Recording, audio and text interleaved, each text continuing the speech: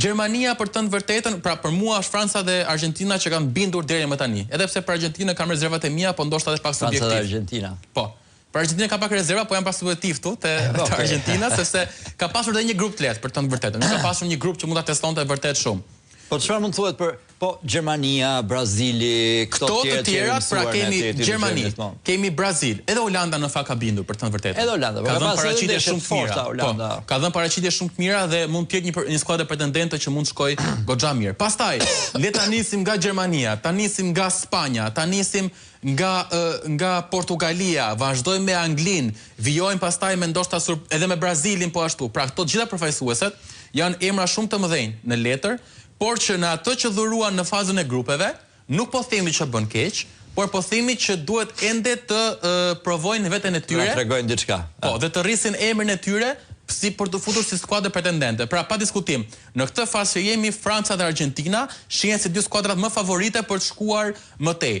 Gjithë emrat e tjerë pastaj mbeten për tu parë. Gjithashtu si mbeten për tu parë në fakt edhe emra të mesëm, si Meksika, Shtetet e Bashkuara të Amerikës, Kanadaja, Maroku, që në këtë botror kanë bërë shumë mirë dhe ndoshta mund të jenë edhe surpriza të mëdha në ecurinë e kampionatit. Por, pa diskutim, kemi mbyllur një fazë grupesh që ishte spektakolare në atë çfarë ofroi në gamën e tyre të ndeshjeve, ndoshta jo cilësia që ne jemi mësuar në Kupën e Botës, pasi jemi mësuar që gjithmonë kemi përplasje të mëdhenj në Kupën e Botës. Ndalojmë pak këtu te kjo pjesa.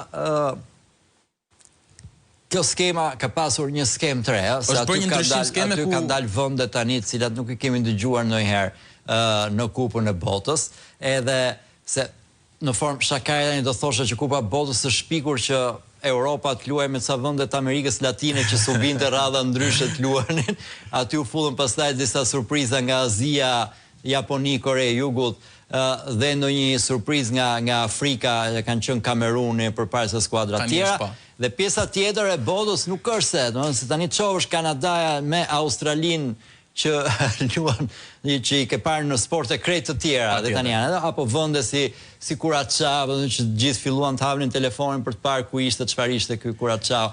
Kjo i ka dhënë më shumë impuls apo ka krijuar më shumë probleme? Në mendimin tim, nëse do mendimin tim personal, mendoj që kjo thjesht është një lëvizje për të rritur masivitetin e sportit, por nuk është se ka rritur as cilësinë në fushë, nuk është se ka rritur as ndjekjen nga tifozët. Pra, thjesht i ka dhënë mundësi vendeve me mos gaboj Kuraqao ose një nga ato skuadrat Kepi i Gjelbërt kanë popullsi për 150.000 banorësh, pra nuk është se sjell masivitet madh në kampionatin botror. Por kjo është bërë, pra këtë sezon, kjo është sezoni i parë që Kupa Botës bëhet me plot 48 skuadra dhe pra u zgjerua gama e skuadrave që mund të marrin pjesë në një botror dhe pa diskutim synonte masivitetin për ta sjellë edhe më shumë futbollin si një industri marketingu, fitimi, pra kjo është më shumë në aspektin financiar dhe për të ardhurat e FIFA-s dhe marketingut. Pastaj për në fushën e lojës pa diskutim nuk dikonte fare, madje është ajo që the ti më herët që shumica prej nesh përfshirë tu dhe shkak orari, edhe i kemi anashkaluar disa takime, pasi as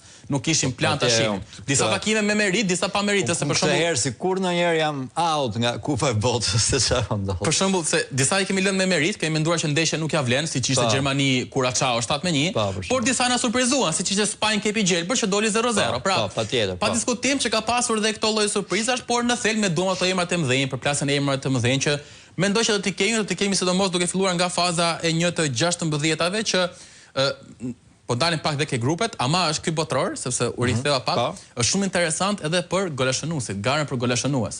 Pra, kemi pasur për shkak se shumica e tyre kanë pasur skuadra të lehta në grup, kemi pasur një shpërthim sulmuesish. Leo Messi kryeson garën me 6 gola të shnuar në vetëm 3 ndeshje.